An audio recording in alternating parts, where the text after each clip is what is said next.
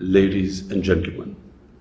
This high-level political forum is being held at a critical moment in human history. The world is facing an unprecedented triple challenge: the COVID-19 pandemic, the reversal of economic progress, and the existential threat posed by climate change. I commend the excellent role played by the UN Secretary General and the entire UN systems relief and recovery efforts in the wake of the pandemic. By the grace of Almighty Allah, Pakistan has been more fortunate than other countries. Through our policies of smart lockdowns and focus on the disadvantaged, we have been able to somehow contain the virus. We managed to save precious lives and at the same time, livelihoods. I appreciate the international recognition of our pandemic containment strategy and our Asas social protection program. We are now making all possible efforts to accelerate our vaccination campaign. Unfortunately, the COVID-19 pandemic revealed and accentuated the endemic inequalities which exist within and amongst nations. The global economy will not recover fully until all countries, rich and poor, are enabled to accelerate and expand investment for achieving the SDGs and climate goals. I believe that the following actions at the national and international level are indispensable to respond effectively to the triple crisis. First, universal and affordable access to COVID-19 vaccine is essential to defeat the virus and to revive global trade, investment, and growth. The world must ramp up vaccine production, including in the developing countries, and ensure its rapid distribution. While the support offered by some major nations is commendable, more needs to be done.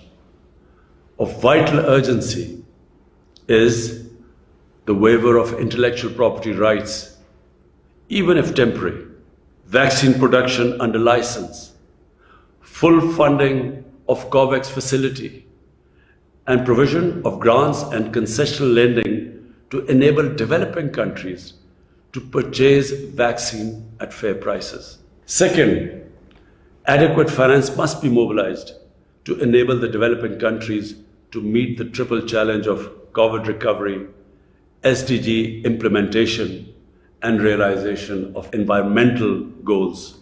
There are synergies in these three challenges which should be utilized to build back better.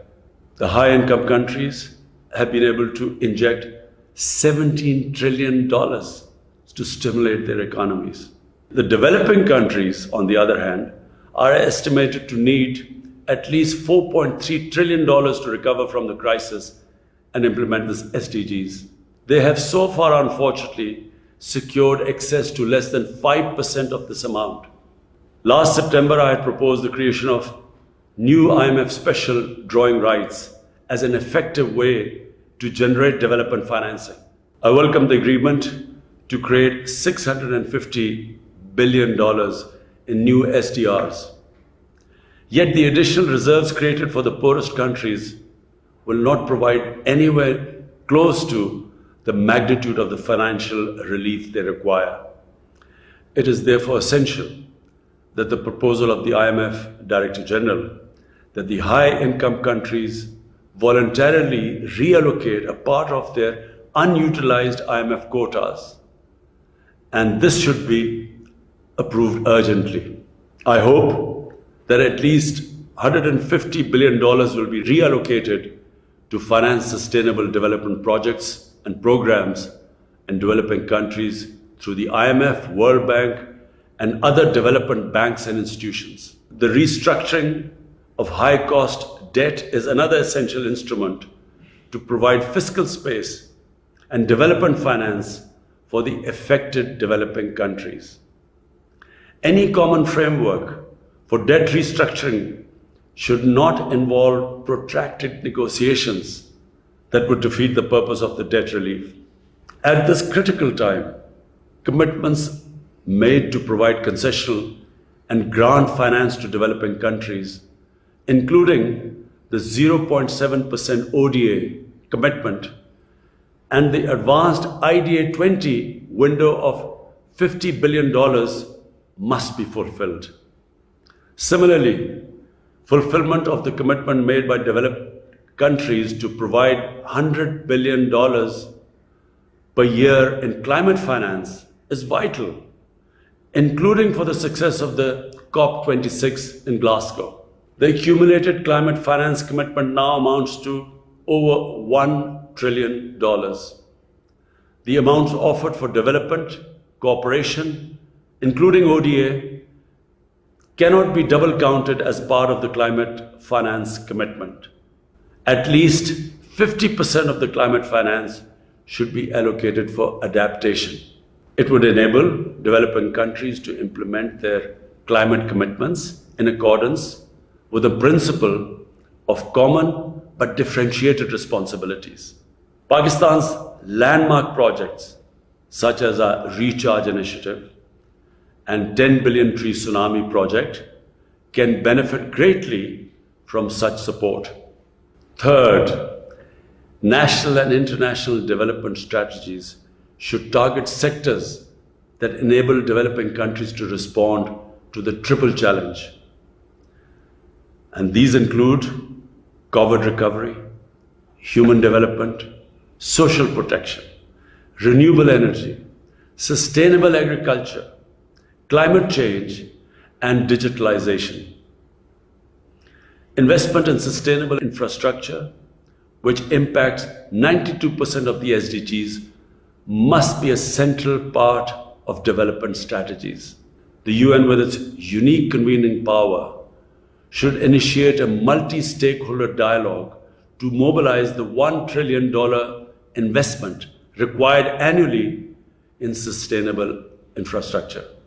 Moreover, the UN development system, including the SDG investment fair, can make a vital contribution in enabling developing countries to propose viable projects that can attract public and private investment. Fourth, the structural and systemic deficiencies of the international financial and trade architecture need to be addressed comprehensively and urgently. The international trade regime must provide all developing countries with equitable and preferential access to global markets. Protectionist measures erected by some major economies in violation of the WTO agreements must be rescinded. The vast amounts of illicit finance which flow out of the developing countries must be halted. Their stolen assets should be returned unconditionally. The 14 recommendations of the FACT-I panel deserve to be endorsed and implemented. I welcome the US proposal for a minimum global corporate tax to prevent profit shifting and tax evasion. Excellencies, the COVID-19 pandemic has once again revealed the essential unity of humanity and the close interdependence of nations. This crisis should crystallize awareness of the immutable importance of the principles and purpose of the UN Charter. We must focus on peaceful and just resolutions of disputes and promote international cooperation for building a more equitable, stable, and prosperous world. I thank you.